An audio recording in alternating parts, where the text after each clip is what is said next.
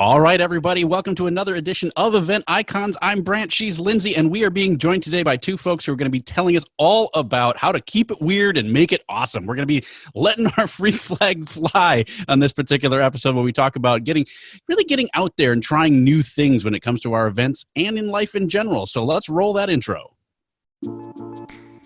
It's Wednesday at 5 p.m. Eastern, so you know what that means. It's time for another episode of #Event Icons. Presented by Endless Events. The show where you get to ask the icons of the events industry anything. Just go to www.event-icons.com to ask questions. Our iconic guests will answer them live during the entire show. Before we get started, the more people we have watching, the better the conversation. So please help share #Event Icons on Twitter, Facebook, and LinkedIn. Just tell your friends to watch at www.event-icons.com.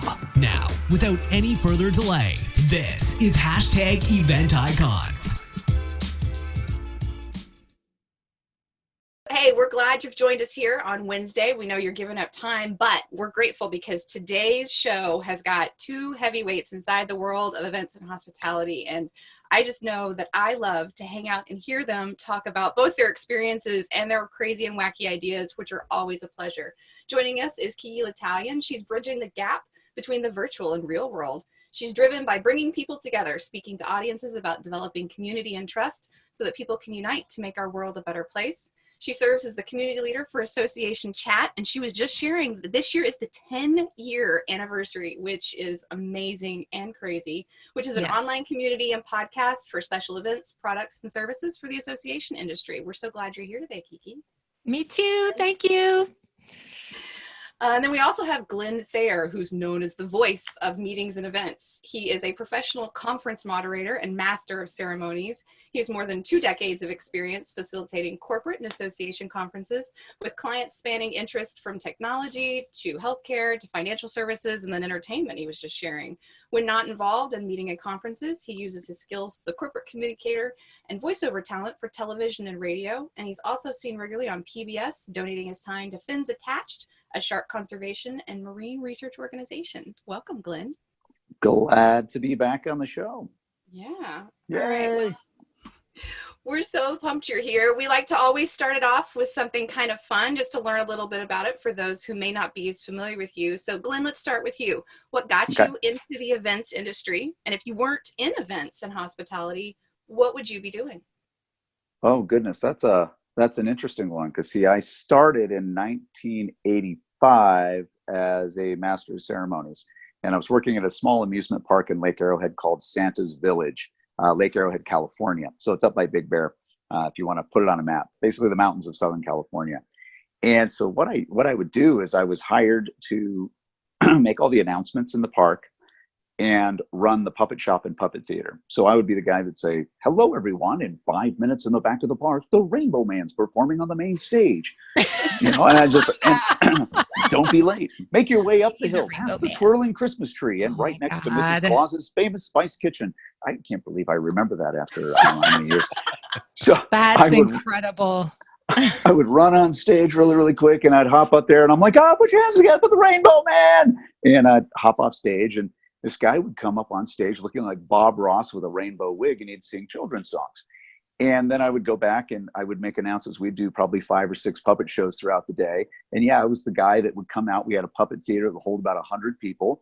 I'd make the announcements. Everybody piles into the theater. And I would do that, 1 to 2 minutes to get everybody pumped up for the show. And then I run backstage and I would hit play on the cassette recorder and play. And then I would do the marionettes and kind of do and do the puppet show. Soon it was over, I would go back out, open the puppet store, and sell puppets. And it'd be kind of the puppet pimp, if you will. And so I did that for a while, and that's all through high school. You stayed in meetings and events and hospitality because you were like, all of that, and yes, I do love this. I mean, and yes, I am just a little bit insane. I think that was, what really happened. So I basically, after that, I went into record production, and I got into the music industry. So I was running a music publishing company, a record label. I ran a bunch of record stores. And when I was really pushing my label, I wanted to get my artists to do more of music festivals. So I purchased a PA system and a full lighting system. So my bands would come and play and they would perform. And then on weekends, when I wanted my gear to still work, when I wasn't doing the festivals, I'd rent it out to rave promoters, because now we're in the mid 90s. And I would work it that way. And then I went to a rave that Intel threw. It was in 1996. I was attending the Internet World Conference. And going back to our little our pre-conversation, we were talking about the Captain Marvel website, because it's back to 1996. I was there, the closing night party Intel they threw a rave.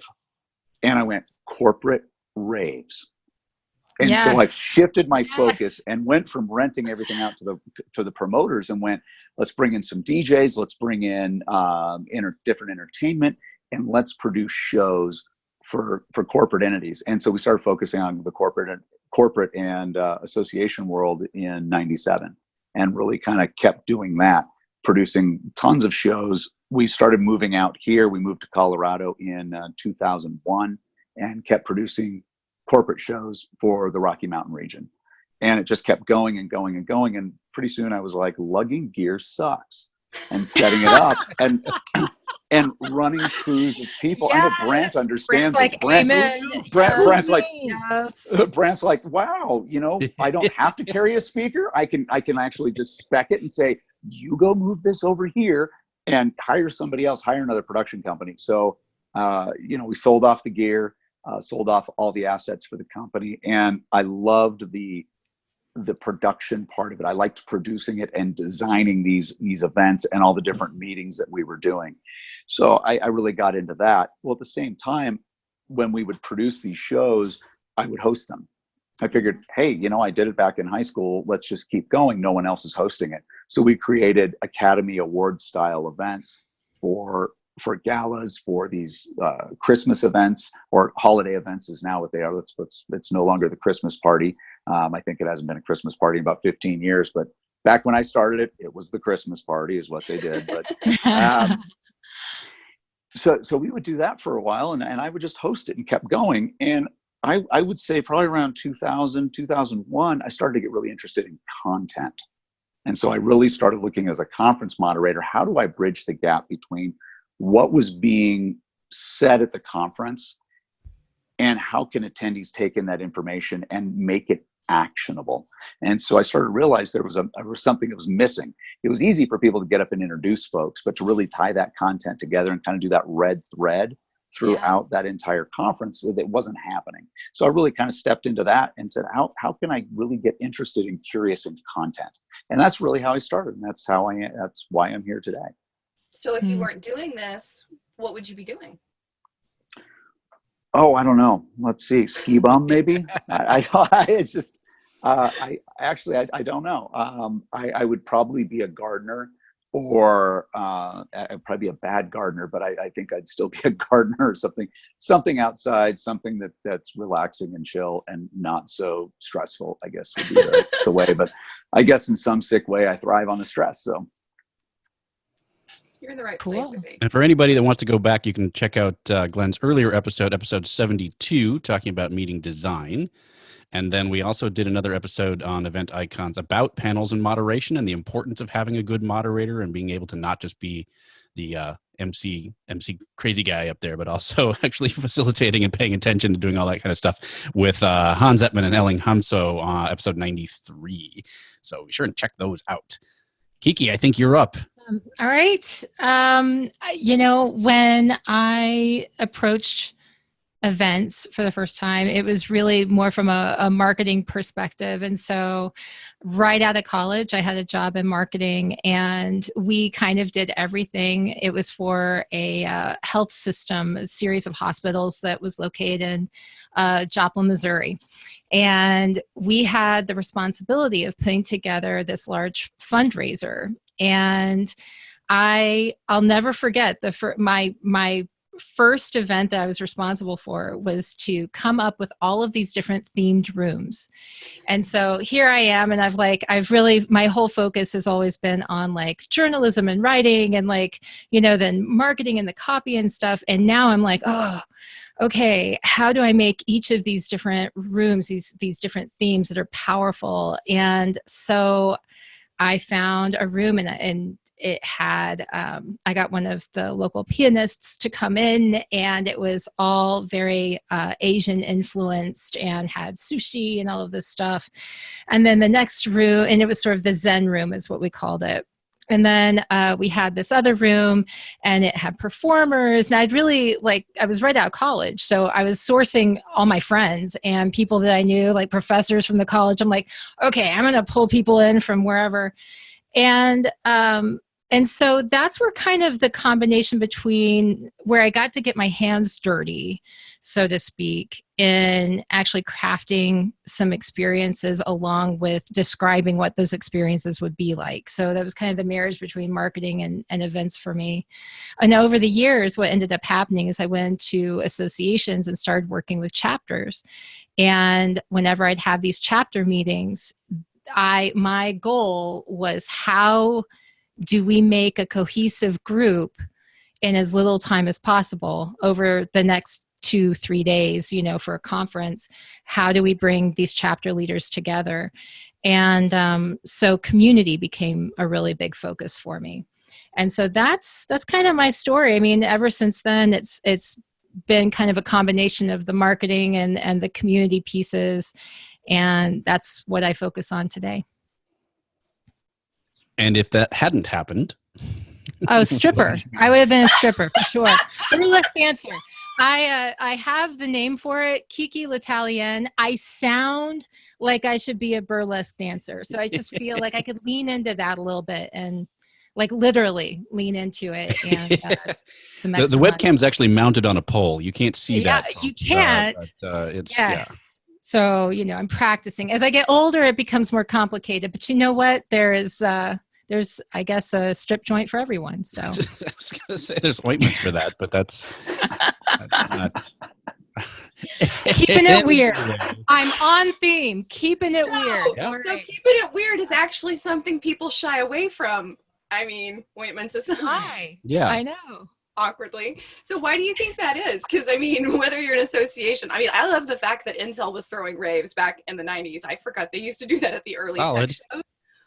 But, that's something that could make people pretty nervous, especially when you think about the connotations and all of it. So how do you all see people and companies keeping it weird, keeping it awesome? And what would you say to the naysayers out there who are like, we're too risk averse for that?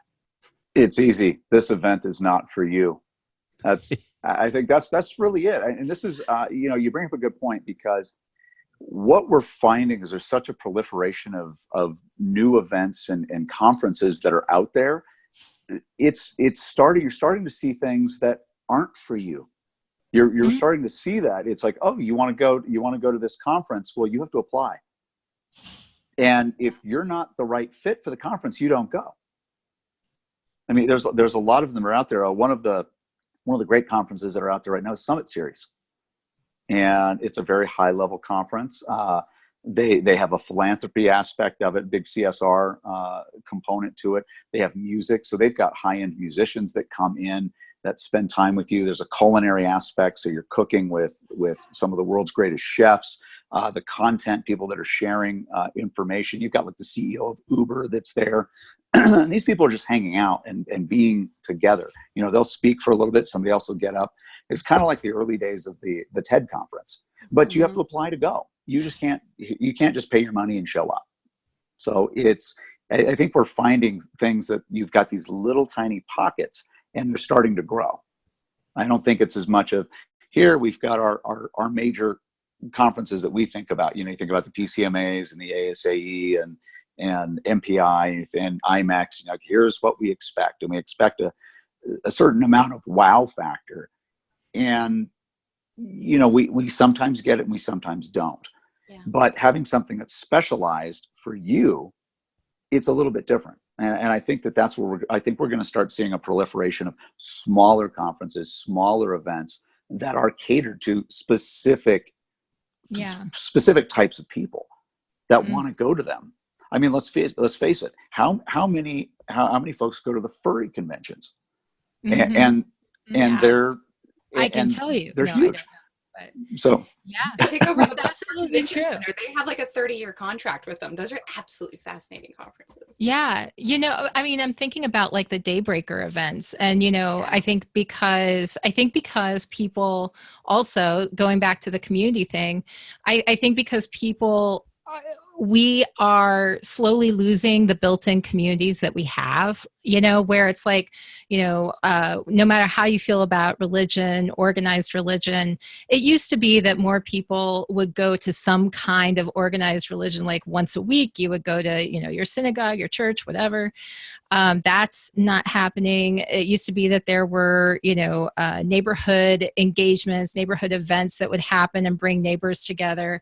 That's not happening. My mom was a part of like a square dancing thing that doesn't happen.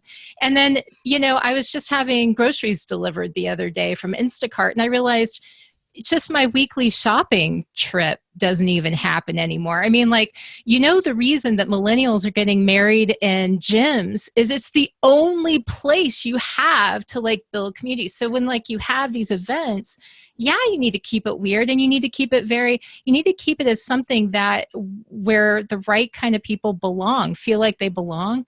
And that's going to be your tribe. That's going to be your community. And that's why that can really work well, because that becomes your crew, your group. And you mentioned something when you mentioned Daybreaker, because you got Daybreaker. Maybe you could talk a little more about that for people who don't know what that is.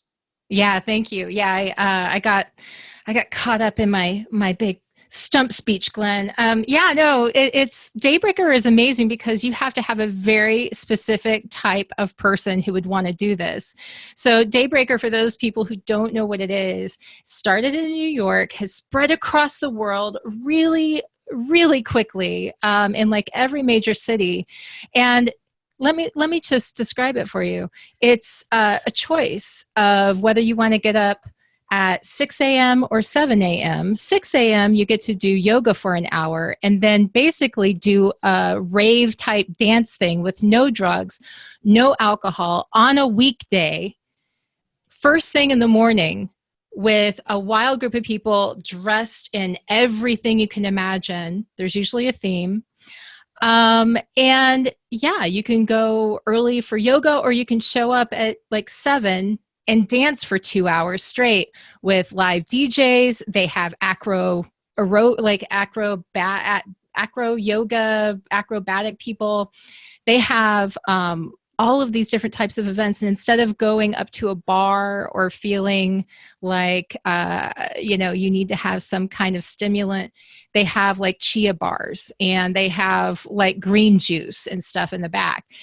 And when you go to these things, it's just really wild, because I experienced some of them in the DC area, and there's a certain type of person that's going to attract, right? There are certain people it's going to not attract. And there are a lot of those. But for the ones who are attracted to it, they're thinking, I want to be able to dance and not crazy and feel safe and be in a positive environment. And yes, I kind of like this woo-woo stuff. And yes, I want to be able to dance around other people, and I want that kind of community. And for those people, they know that the other people there are all in the same kind of zone. And what's really surprising is, I remember swinging this idea by somebody once. I was like, the cash bars are everywhere, but what if you did a morning event where you bring people together and it's over coffee, and they're like, oh, but it's so hard. People just don't want to get up. This has somehow started out as an event where it's once a month, every month. It started out as an event where people had to get up and dance with no alcohol for 2 hours, rave style during the week, and then go into their workday. And yet it's spread across or not just across the country, it's across the world. So there's been an interesting through thread of the last couple bits that both of you guys have said, and it wasn't one that I was expecting. And what's striking me is there seems to be a link, and I'm interested to get your take on it, between the increasing personalization of events and this idea of keeping it weird. So both of you guys kind of mentioned this idea of very specific communities, very small communities, but very passionate communities doing their thing, and it strikes me that, one man's weird is another man's like awesome. And is there a connection between this idea of, keeping it weird, making it awesome, to this continued personalization of events, this, where we're really taking things down to the small group level? I'm not sure if I'm making myself clear on that, or if I'm, just on cough medicine, but I think I can. Yeah, it's not something that I was expecting out of this conversation. Well, I think to kind of go on it, I don't think it's intentional event design or intentional personalization for a specific group.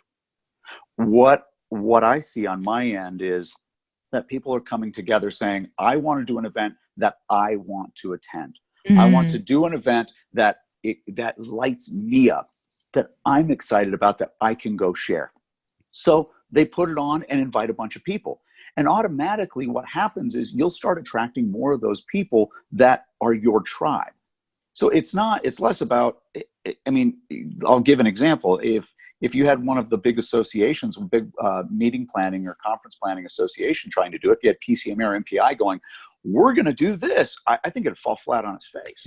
Yeah. Because you don't have the people leading it that are passionate about it. And I think even if you bring the people that are passionate about it, like the people that Kiki, you know them, but Daybreaker, what's her name? Radha Agarwal. Yeah. So you've got Radha. Even if MPI brought Radha in to do it, I think you would have a small cross section of it that would attend it. But I don't think you're not going to get buy-in from a whole bunch of people. So I think what's happening is you have these little groups that are coming together.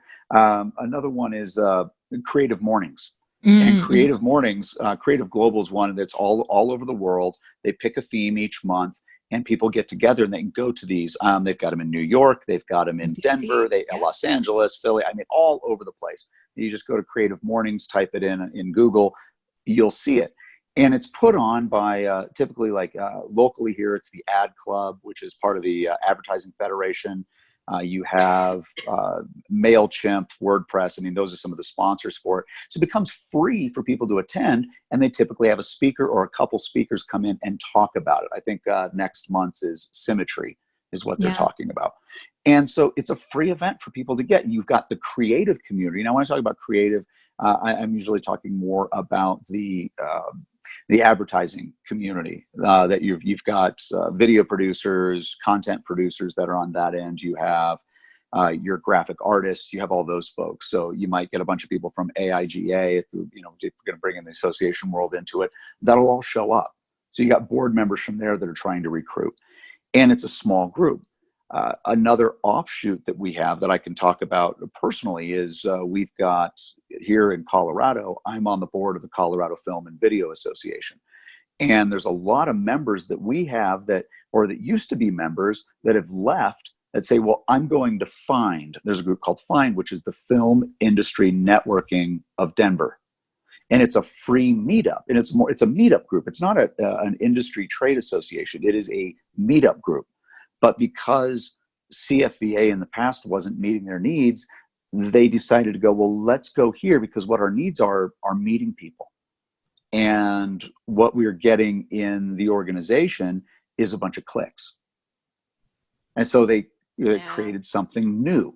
And that's what I'm finding is that all these little pieces, I don't think it's something that we can manufacture a personalized experience. Yes. Do we have data? We have so much data to create a personalized experience. Yes, we can do that. But what we're seeing on all these little events that are going on in conferences, they're curated by people who are passionate, and they're inviting their tribe, and their tribe is showing up. I don't think it's something that's necessarily curated by somebody who's a meeting professional that's trying to design something for a group. These people are the group. Yeah, that's an interesting clarifying point because when I think about Radha's story, for example, with Daybreaker, she talked about she and her friend sat down and they spent 2 days going over figuring out. Okay, first they figured out what they wanted to do, and then they spent 2 entire days just figuring out who they were going to invite to the first one because they wanted to get the right mix of people who would be supportive, who would enjoy that kind of thing, and to make sure that the right people who would appreciate it and then spread it, the right tribe would be there. They weren't saying, you know what, let's create and design this thing for somebody else or whatever. I mean, it was definitely something that they were missing in their own lives. And so they were just looking to expand upon what they wanted themselves. So very interesting. Yeah, thanks for taking my vague, foggy notion and actually making a nice point out of that. I appreciate that. Is that what you were looking for? I hope so. It was. Yeah. Because like you said, it's not about hyper-personalization. It's more about starting with the group and making it. Yeah. Now you said it way better than I did, so I'm not even going to try to summarize that.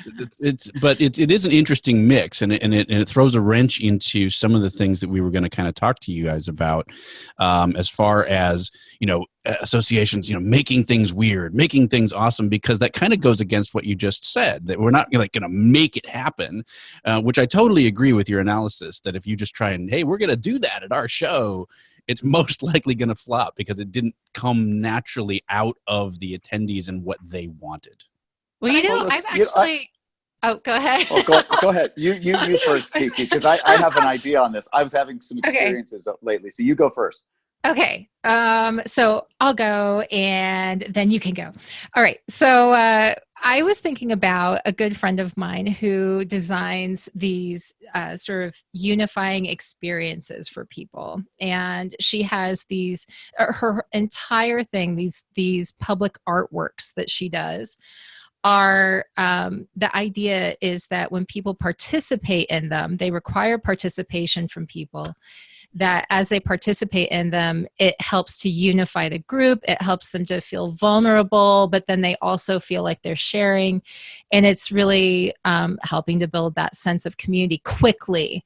And so I think you can fast track community. I think you can fast track trust. And I think that in identifying ways that you can do that at the beginning of your events, maybe it's through something like an experience like this, where you're inviting people to participate in it, that you then enable them to be able to move toward that moment where they can be weird, where they can get to going in the direction of trying new things or feeling more comfortable to try new things.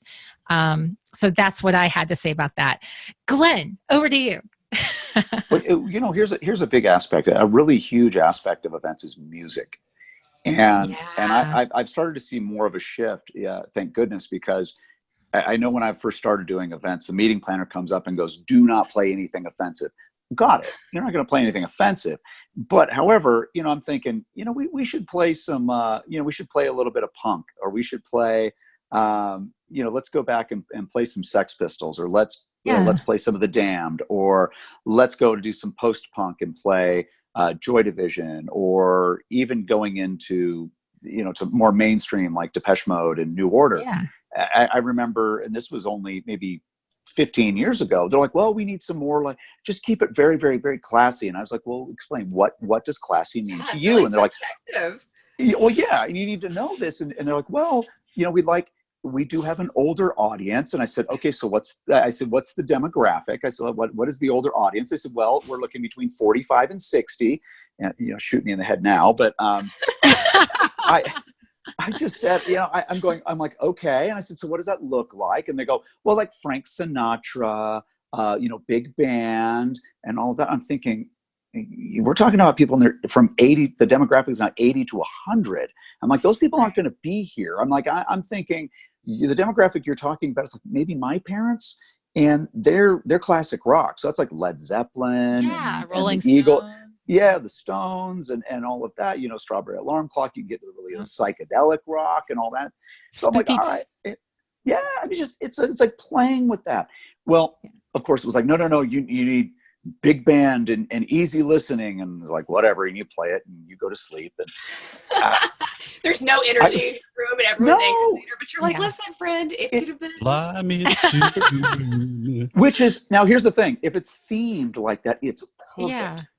Because I've done many events that are definitely around that genre. You've got a speakeasy event. It's like, yeah, go there. That is the theme. However, I was moderating a conference a couple weeks ago, and you walk in, and they were playing "Head On" from the Jesus and Mary Chain. Oh my God! And I'm like, okay. I was like, all right. And then the next song, they're playing "Alone Again" or from The Damned, which is a cover from an old love song from the '60s, and it just kept getting better and better and better. And I went back up like, who's programming the music? I go back to the A1, the audio engineers doing front of house audio. And that's usually the person who's responsible for it. And this is the one time I was not involved in having any conversation about what type of music we're doing. And I'm like, who's doing the music? And I could just see the guy just kind of go, I am. I'm like, dude, it rocks. Just keep it going. Keep it going. Keep it going. He's like, thank you so much. And he's like, awesome. Finally, somebody who understands. I'm like, yes, you are my brethren. Let's keep this going. This is awesome. And as we're walking, I'm looking at all the people that are singing along. Wow. And really, the reality is what's happening is we're going back to, between 1985 to 1995. He's kind of keeping it like that. Then he's going back to like he'll go from 1980 to 95, but none of the popular music. And what I'm seeing is all these groups are being included that weren't included before. That's great. And it completely changed the dynamic. Now, I had a planner argue with me about this point, and they said, no, you can't. The people are old. They're like, these people are older, and we need it to fit them. And I stopped. I said, can I stop you just for a quick moment? I said, do you realize that Johnny Rotten from the Sex Pistols is 70 years old? Iggy Pop is 73 or 74 now. Can I remind you that the age of these people and the people that were listening to the bands when they first started are actually retired. So I have a question. To retire. Do you think that they do that because they are it's programmed in their heads that there's like safe music. This is for the demographic in their mind just doesn't change. Like it's always, this is the safe music and it's for that demographic. Or do you think that they just haven't thought about it, period? And they're why do you think that this is happening? I think it's both. I think number one, people don't want to lose their jobs. Completely understand that. If you make a bad decision, your job's on the line. And as a meeting professional, that happens. That's day to day. And especially if you're an independent meeting professional, your next job comes from the job that you did today. So if you're not 100% and you're not getting that referral from today's event, you don't work tomorrow. So I think that's always in the back of the mind. Now, I'm not saying have a complete event with, all the post-punk and 80s and what you and I consider good 80s music, because I don't like cheesy 80s, but looking at it from that standpoint, I think you can mix it in. I think it should be mixed in to kind of include everyone. So if you're going to be playing, the post-punk, you're going to be playing Depeche Mode and The Cure, and you're going to play Joy Division and New Order and, the Cult and the Damned. That's a new kind of inclusivity that I would like to see, is like inclusivity for music tastes, because like what you're talking about, because yes, I mean, we have a lot of similar tastes, but I do like some of the cheesy stuff. So like, I mean, the Tears for Fears that's out there, I would totally be getting into that too. And so I just think that that's really a good point. Because, by the way, Tears for Fears, not cheesy. They have a couple of songs that got a little cheesy. No, like The Hurting is an awesome album. I've been listening to them a lot lately. There's a couple songs on heavy rotation on my Spotify, but yeah. Well, I think the last part, the last piece of it is you can mix it up. I mean, you go from, you have a couple post-punk songs. You think of it, you do 3 post-punk songs. And then you go into your classic rock set where you got Led Zeppelin and you got the Stones, Strawberry Alarm Clock, and then you flip it up and you go, okay, well, let's take it up to a little more modern times, and you throw in Oh some my Bruno gosh. Mars, and you go, I feel and so like what a you're, challenge coming on. I think you guys, I think we should make, I think we should come together, put this idea to the test and make a Spotify playlist. the ultimate conference the playlist. ultimate conference playlist. Dun, dun, dun. I That think is, that's what we need to do. and that is friendly.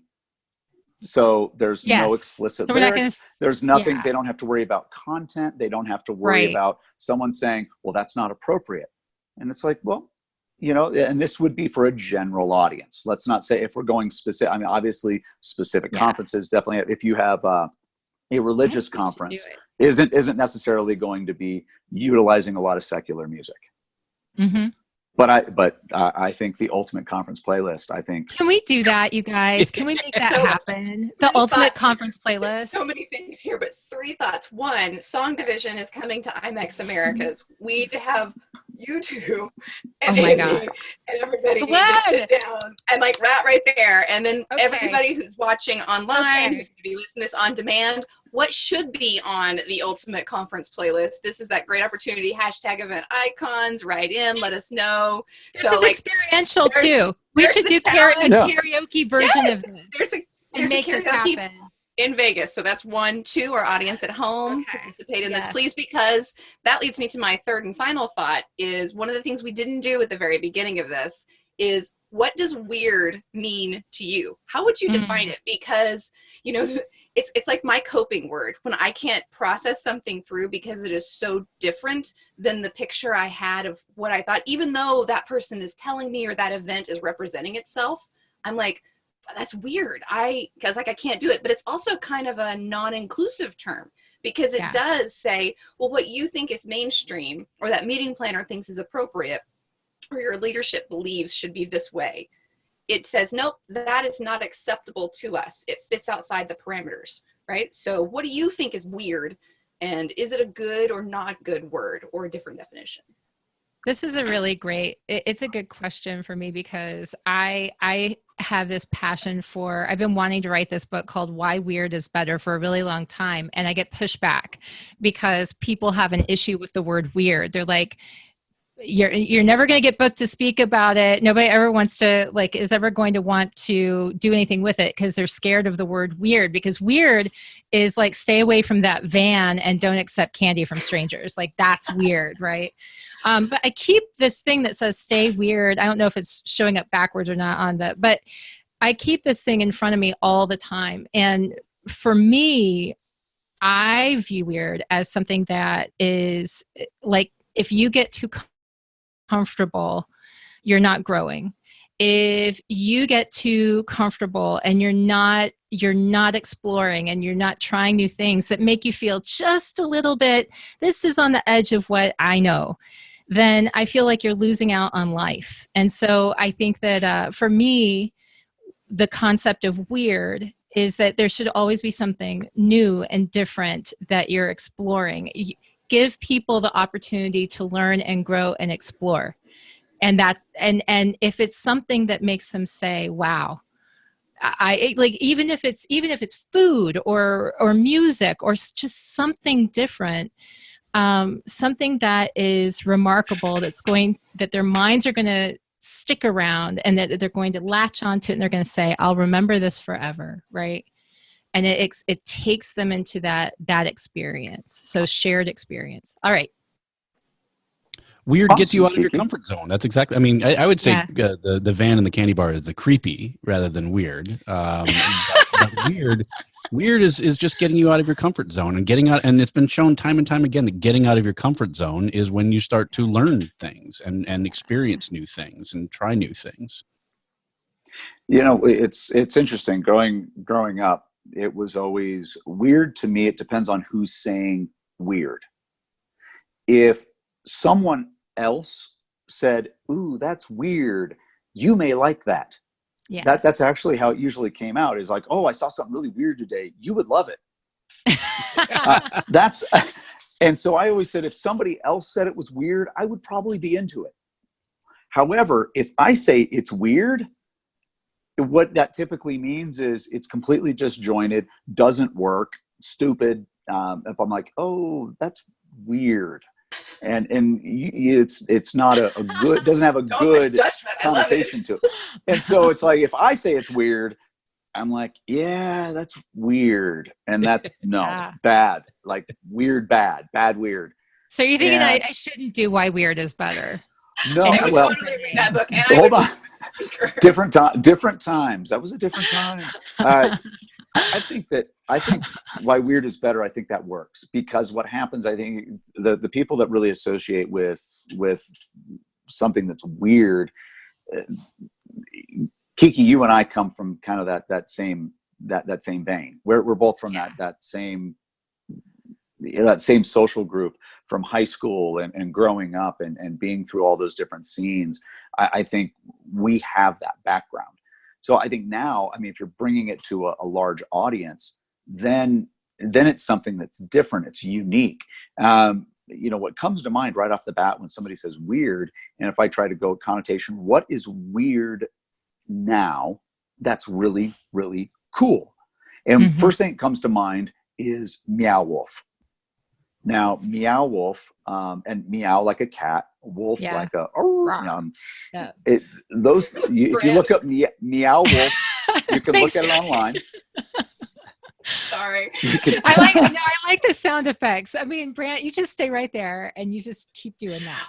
You're searching for the sound effects, aren't you? Tell your story, Glenn. He's looking through the library, and he's like, so it's this whole thing that's you got this whole crazy thing going on. So you got so Nia Wolf is an art installation that is in Santa Fe, New Mexico. And it is very cool. It's an art collective is what it is. So all these artists got together and says, these are people that don't have any money at all. And they go, but we're artists and we're going to do art. And we're going to do the way we want it. We're going to do it the way we want it. No one's going to tell us that it's right, it's wrong. We're just going to do it. Well, it's funded by George R.R. Martin, who many people know as the author of Game of Thrones. And George has thrown a couple $1 million into this thing. Okay. So he's backing it and and he's financially backing this project. Very, very, very cool. I have a friend of mine, Alon Shamir. A lot of people may know Alon from Advice from a Tree. If you've seen any of those, Advice from a Tree, Advice from oh goodness, I don't want to say garden vegetable, but it's, and he's done Advice from a Meow Wolf, and he's on their board. And it's this collective group. It's amazing. It's an amazing experience. It is so very cool. It looks really completely bizarre and awesome and weird. It's something and it's good weird. Now, to take it to the next level, we have Elitch Gardens here, which is I believe still a Six Flags property. Okay. That Six Flags property is still, I'm getting like people are calling me and won't leave me alone. I'm like, okay. It's okay, because as it flips to as it goes to your headshot. No, I'm like hold on. Yeah. And it's on, here's the worst part. It's on, it's, here's the whole thing. You look very serious. I like it. I have my whole, here's the deal. I have the whole thing on Do Not Disturb, and it's still letting things through. That's why I don't get it. I'm like, I shut everything off. Anyone who's actually listening to this later and not seeing it, you're totally missing out on the visuals that go along. I'm just saying. That's me. Everybody needs a blue still headshot. Everyone. I know. Yeah, that's it. That's exactly what it is. No, what they did is they took out one of the rides. It's almost like the Buzz Lightyear shooting ride that you have at Disneyland. They built one, and Meow Wolf did it. So it's the Meow Wolf ride that they now have. They've gone from this art installation, which a bunch of artists they said would never make it and wouldn't do anything, now have this world famous attraction in Santa Fe. And now they built a ride with all of their artwork here in Denver at Elitch Gardens. And it's growing more, and they're setting up artist collectives in various places. And they're being able to say, hey, how can we write a grant for these people that have a space that they want to create, but it's being condemned because the artist doesn't have enough money to fix up the property. So they're giving them funding and grants. I mean, it's a very, very cool idea. So when I think weird, that comes to mind. And I need to do this. I need to do yes, this. you do. It is very, very cool. Yeah. The other piece of it is, I think if you add that element and you add something that's weird, where somebody goes, that's weird. You go, check it out. Have you checked it out? That sounds weird. Have you checked it out? And if you have a conference experience, let's blend this around a conference experience. If somebody goes, that sounds really weird, you should really check it out for yourself. Because a lot of people won't get involved because they feel, well, it's weird for me. I don't want to be associated with it. I don't know anything about it. I'm not going to find out anymore. And that's when the learning stops. That's when the engagement stops. And so what I want to make sure that we're really pushing onto attendees is push yourself for the experience. So if there's something you haven't done and you go, well, that sounds weird. That sounds odd. Do it. And the reason I say it, I came up with an experience that I had last week. Have any of you used an ITM? No. What is that? Do you know, what are you talking about? ITM. So I had to go to the bank, right? I had some checks I had to deposit. I wanted to go into a bank branch and I needed to pull some money out of the bank. And I saw that I had one of my bank branches was in the mall, and it was never in the mall before. So I was like, oh, cool. I can just stop by. It was actually on the way where I was going. It wasn't a mall I normally go to. I just happened to be in another part of the city. And so I stopped by. I walk into the branch and two people walk in and they say, hi, how can we help you? And I'm like, well, I want a bank. I want to deposit checks, pull money out. I need to change addresses. I actually need the bank. I need to sit down with somebody and take care of things. And they go, okay, well, we can take care of your address, but the ITM handles everything else. And I'm like, the ATM? No, the ITM. And I'm like, no, I don't want to do anything with a machine. I'm like, is that a machine? Yeah, the machine's right over there. I'm like, no machine. I want a person. Like, give me a person. I'm like old school that way. And I'm just like, give me a person that I can talk to. But like, no, they've got it. It's all video. So you'll talk to a teller via video and everything. I'm like, no, I want a person. Like, you're a person. I want you to take my check and say, here's the receipt. And I want you to be able to, I go, give me some money back from my account. That's what I want. She's like, well, we don't have any cash at this branch. And I'm like, that's weird. Like, how can you be a bank branch and not have cash? And they said, because everything's in the ITM. And now, first off, of course, for me, I had massive resistance. I'm like, no, the old man. I brought out my cane and I'm like, get off my lawn. I'm screaming and I'm just like, no. I'm like, no, I don't want to do that. And so I started to walk out and I went, okay, I have to deposit these checks and I don't have any more time and they have to go in the bank now. So I went back and I said, okay, I'm willing to use that. Can you help me go use it? So she walks me over there and she goes, okay, help. She's like, all right, so we'll get you set up. She's like, hi. And this woman shows up on the screen. And the other banker person next to me goes, hi, Judy, how you doing? And she's like, this is Glenn. And I'm like, hi, okay, awkward. She's like, do you know your bank account number? I'm like, well, it's, see, there we go again. I know. You're too popular. I know. It's just her. Like, she's stop. calling you back. It's whatever her name is from the ITM. Yes, the ITM lady. It's the ITM lady. Judy or whatever. So bottom line is what I can't read. I don't have my glasses with me and it's really super, super small, like 6-point type. And I'm like, I don't know, you have to read it because I don't even know what it is. I'm just I kind of passed it off to her. And I deposited my, oh my God, what is this? I'm having this is not, did somebody send out something somewhere that said, hey, call Glenn and have 25 different people call? I did. Yeah. I'm waiting for, Brant, you're calling me next, right? So the weird part is what was happening is I got the deposit in, I pulled some money out, talked to the teller. It was a strange experience. I was not expecting it. And I walked back to my car. And as I was walking back to my car, I thought, when did I get so old? That was the first thing that I thought. And I thought, when did I get to the point where I wasn't willing to have a new experience? And I said, what it should have been is I should have stopped for a minute and said, What's an ITM? I have never heard of that. Can you Right, tell me right. more about that? And she would have gone, oh, well, it's an interactive teller machine. It's where a bank teller shows up. They're on the screen. You do all your banking, and it's all fine. I said, okay, great. Well, what we need to do is, as I could have said, oh, that would have been great. Something new. It's a new experience that I could have learned from. And then I would have had an expectation. My expectation would have been set the next time I come in. And I think that's what's happening to attendees is we are so set in our ways. We don't have time. We don't have time to relax and take on a new experience or take on a new frame of mind. And I think this is where, the biggest challenge we have in meetings and events is how do we do that shift? Because attendees come and people come to participate to get that change, to make a shift in their personal life, their professional life, so things will be better. But we're all afraid of changing and taking on something new. And so shifting that when you're still trying to work from a conference is very hard. And so how do we shift those mindsets? Because I realized when I sat in the car and I was like, that is terrible. That was terrible. Why didn't I do that? And that ITM was weird. And it wasn't good weird. It was like, oh, that's weird. I don't want to do it.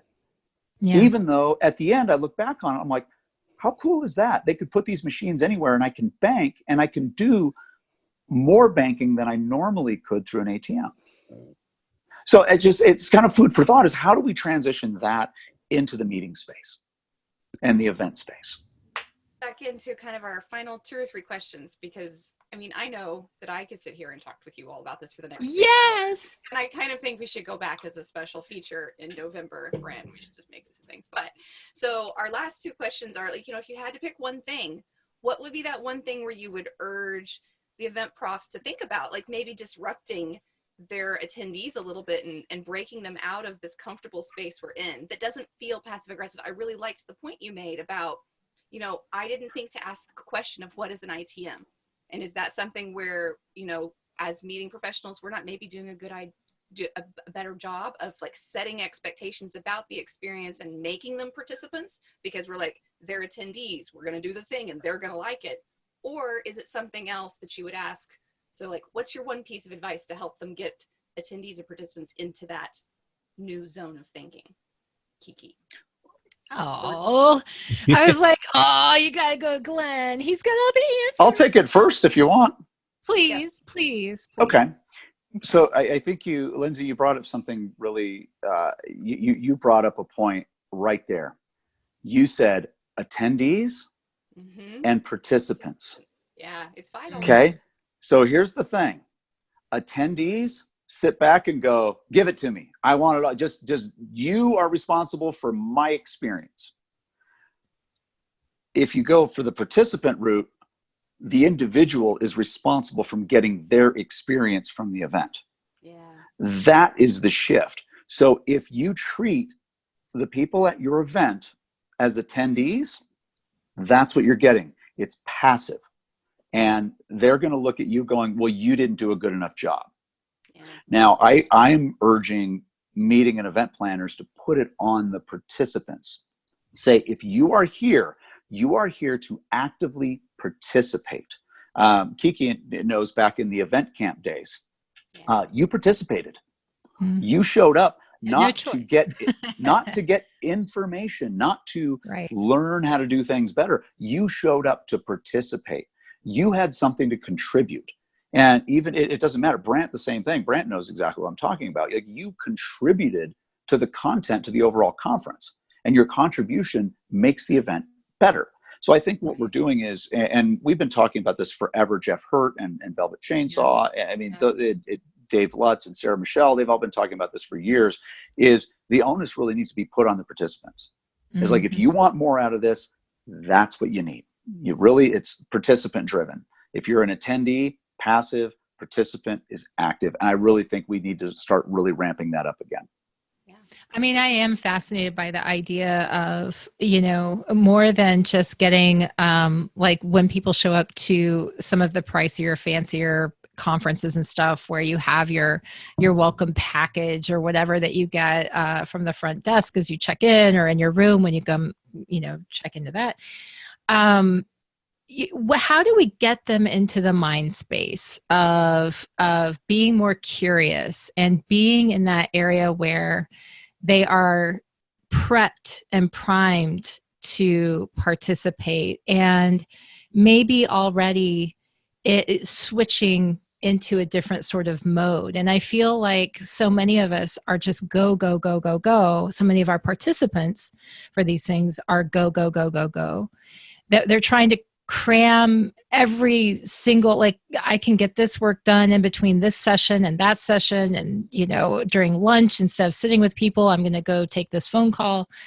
And sometimes you have to do that. But I think when you go to these things, I think what we're really talking about here is, if you're going to create something that's meaningful and valuable, how can we take people who truly want to participate and get the value out of it and help them to get into that mindset in the before they even show up on day one, like going into it, easing them in. And that's an interesting thought about how to do that. I mean, one thing you said earlier, Glenn, you were talking about the music, and it could be something as like all these little subtle aspects or elements of an event can have such a huge impact actually overall. So how do you increase the curiosity?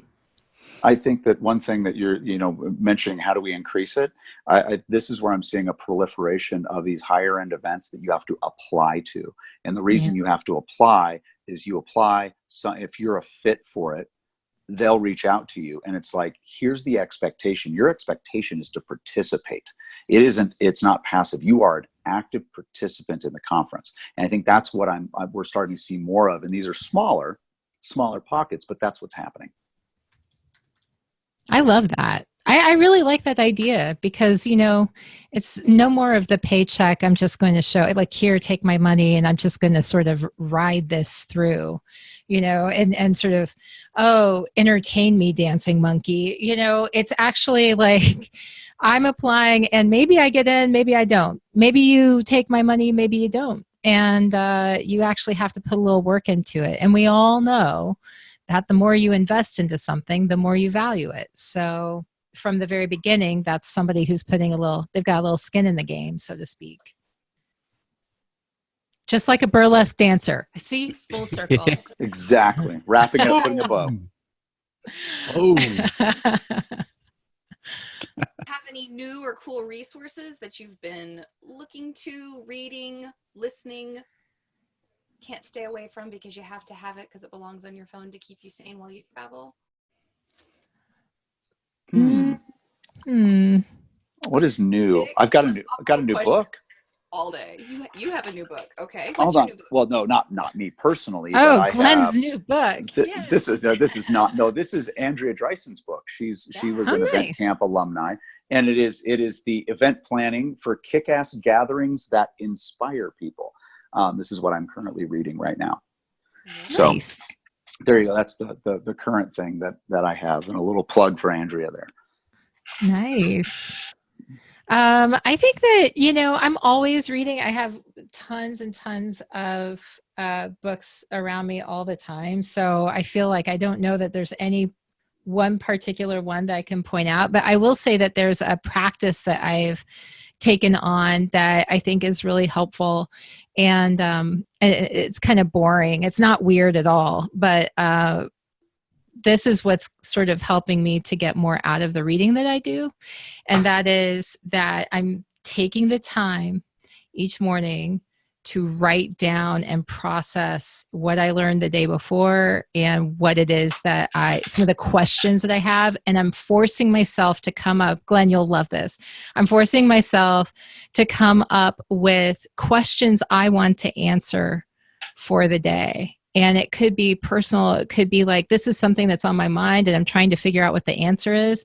And it's just so I'll recognize some of the things that may be coming, like the answers that may be showing up in odd places throughout the day. And it's just taking that time to do that. And what I like about writing it down is that even after taking the time to do it, sometimes you get busy and you forget. But when you go back and you look at it, you're like, oh, wow. Yeah, that's what I was worried about when I started out the day. And now everything's shifted, or now it hasn't. This is really something I need to figure out. So that is awesome. I love that.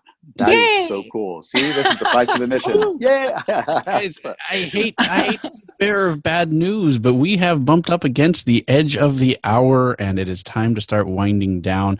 Kiki L'Italian, thank you so much for joining us. I really appreciate it. Where can people find out more about what you're up to? Go to kikilitalian.com. You can find out about my speaking and stuff there. Amplifiedgrowth.net's a good spot. And hey, if you're involved in associations at all, associationchat.com is definitely a good spot to bookmark and love. Happy birthday, Association Chat. Happy birthday, 10 years. Yes. 10 years. That's amazing. So exciting. Glen Fair, the voice of events. Where can people find out more about you? GlenFair.com. Hey. Go figure, nice right? To have those unique names, isn't it? I know. Well, don't you have BrantKruger.com? Of course I do. Yeah, see, there you go. Do you know I had to buy it back? I had to buy kikilitalian.com back. Did you know that? Really? No. Yeah, that was a big, exciting thing from someone in Russia. So, you know. There's a squatter sitting on my wife's name for like, they want $7,000. Yeah. For it. Yeah. Nah. Anyway, I think we're going to have Event Icons After Dark at IMAX, where we all sit around and we drink some whiskeys and we just record this, because I could do this easily for another couple of hours. But unfortunately, we do try and be respectful of our audience's time and just keep it to about an hour for that nice morning commute. So thank you guys so much for joining us. Lindsay, thanks for joining me and being co-host. It's always a pleasure, Brant. I think we'll see each other again same time next week. But if not, you can always find us on all of the places, your podcasts that you love. Download us, keep us, share us with your friends, and then event-icons.com. And then what's the other one? I always forget. You're not going to do the dash. I always think event dash icons, but dash icons. Hyphen. Oh, it's grammatically correct. Hyphen. Yes. It's hashtag event icons and event-icons.com is how we like to do it. Rolling every Wednesday at 5 p.m. Eastern. So find us on the Twitter, say hey on the gram, and we'll see you next week.